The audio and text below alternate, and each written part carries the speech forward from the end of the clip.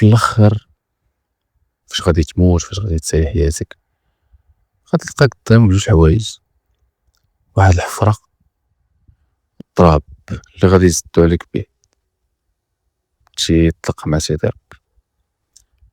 دوز مراحل طبعا قبل ما تمشي عند، غادي يحطك يا في الجنه يا في النار.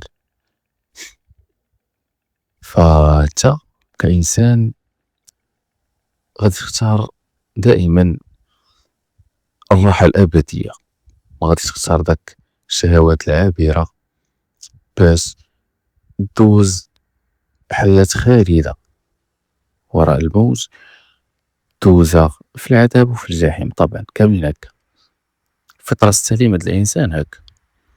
ولكن دابا حنا واش عايشين بهاد المبادئ في الحياه؟ واش دابا حنا عايشين باش اننا نبقاو في الاخر حياه زوينه؟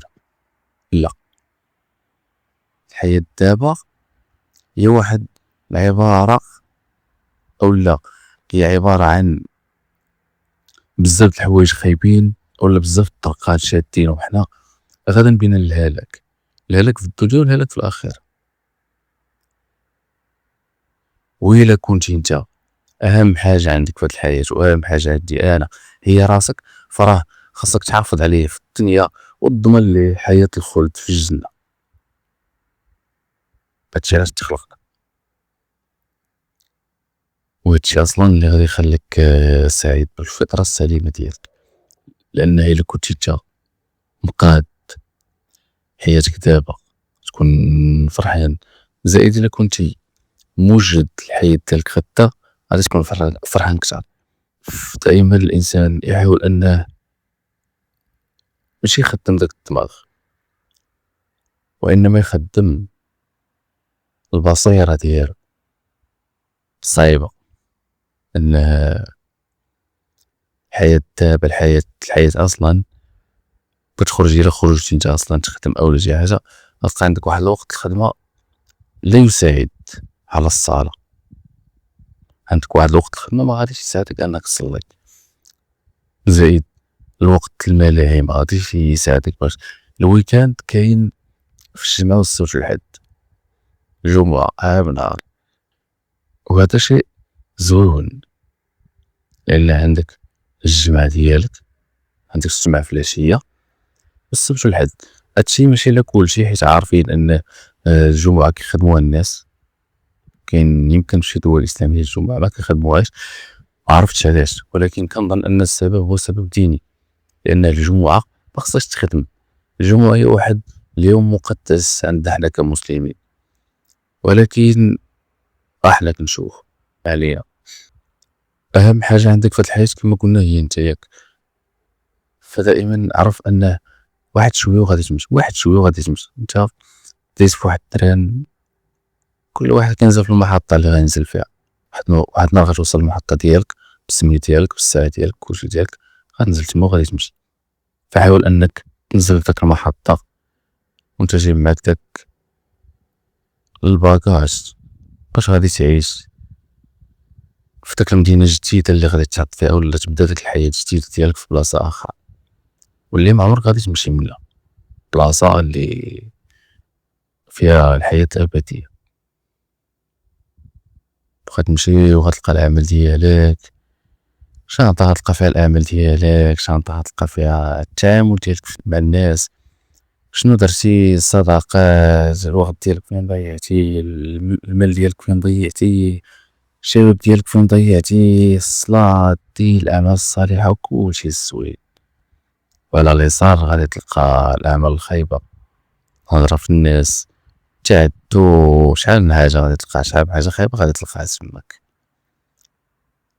وداك الساعة غادي تحطهم في الميزان، تحطهم بجوج في الميزان، كل شانطة في كفة. وإلا تقالت اللي فيها الأعمال الصالحة راك غادي تطلع عند سيدي ربي وغادي يدخلك للجنة، والجنة غادي تدخل ليها برحمة سيدي ربي، لأن من المستحيل أنك تدخل ليها بالأعمال ديالك. إلا كنتي دير أعمال خيرة بزاف في الحياة، سيدي ربي بالرحمة ديالو غادي يدخلك الجنة. ماشي انت اللي كنتي داير الخير راك غادي غتدخل بالرحمة سيدي ربي فقط. حتى شي واحد ما غادي يدخل بالعمل ديالو، دخل بالرحمة سيدي ربي. دائما اطلب الله باسمه الرحيم. كملوا. فإذا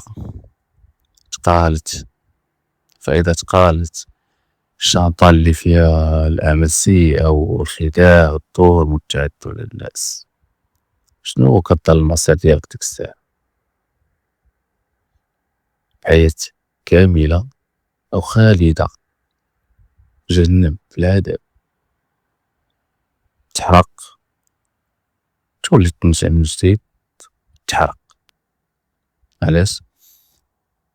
على زوات التوالي أو على زوات أعمال سيئة هضرت فيها هذا ضربت فيها هذا شديت على هذا، بعلاش كاع فلوس، شهوة، ولا